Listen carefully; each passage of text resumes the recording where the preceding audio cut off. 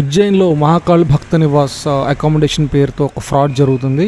So మీరు చాలా జాగ్రత్తగా ఉండండి. ఆ ఫ్రాడ్ ఏంటంటే ఈ అకామిడేషన్ ఆన్లైన్లో ఉండదు, ఓన్లీ ఆఫ్లైన్లోనే ఉంటుంది. Through call or WhatsApp or through enquiry direct రిసెప్షన్కి వెళ్ళి బుక్ చేసుకోవాలి. ఇవి మాత్రమే ఉన్నాయి. ఈ అగోడా, ఎక్సిగో ఏ ఆన్లైన్ ప్లాట్ఫామ్లోనూ ఈ అకామిడేషన్ లేదనమాట.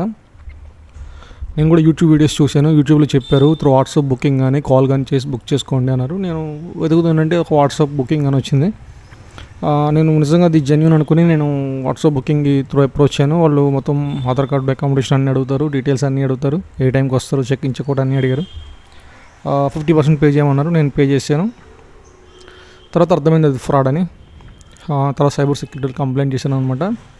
ఈ టెంపుల్కి అయితే ఆన్లైన్ అకామిడేషన్ లేదు, ఓన్లీ ఆఫ్లైనే. అది మన శ్రీశైలం సత్రం లాగా ఉంటుంది అనమాట. ఎవరైనా 16 lakhs 25 lakhs డొనేట్ చేసి ఒక రూమ్ వాళ్ళ పేరు మీద రిజిస్ట్రేషన్ చేసుకోవచ్చు.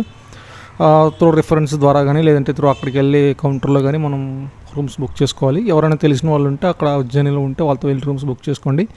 టెంపుల్ పక్కనే ఉంటుంది, అకామిడేషన్ చాలా బాగుంటుంది. కానీ ఫ్రాడ్ అలర్ట్, చాలా చాలా ఫ్రాడ్ జరుగుతుంది. చాలామంది మహాకాళ్ భక్త నివాస రూమ్స్ పేరుతో ఫ్రాడ్ చేస్తున్నారు. సో ఆ ట్రాప్లో నేను పడ్డాను. మరి సైబర్ సెక్యూరిటీలో కంప్లైంట్ చేశాను, నేను సైబర్ క్రైమ్లో కంప్లైంట్ చేశాను. అది వేరే వీడియోలో చెప్తాను. సో మీరు మాత్రం జాగ్రత్తగా ఉండండి. ఆన్లైన్ బుకింగ్ లేదు, వాట్సాప్ బుకింగ్ లేదు. ఏదైనా మీకు జెన్యూన్గా అనిపిస్తే ఏదైనా ఈమెయిల్ ఉంటే ఫైండ్ అవుట్ చేసుకోండి. So better accommodation in front of railway station చాలా ఉన్నాయి, చాలా చాలా అకామిడేషన్స్ ఉన్నాయి. ఉజ్జయిని చాలా పెద్ద సిటీ, చాలా మంచి టెంపుల్స్.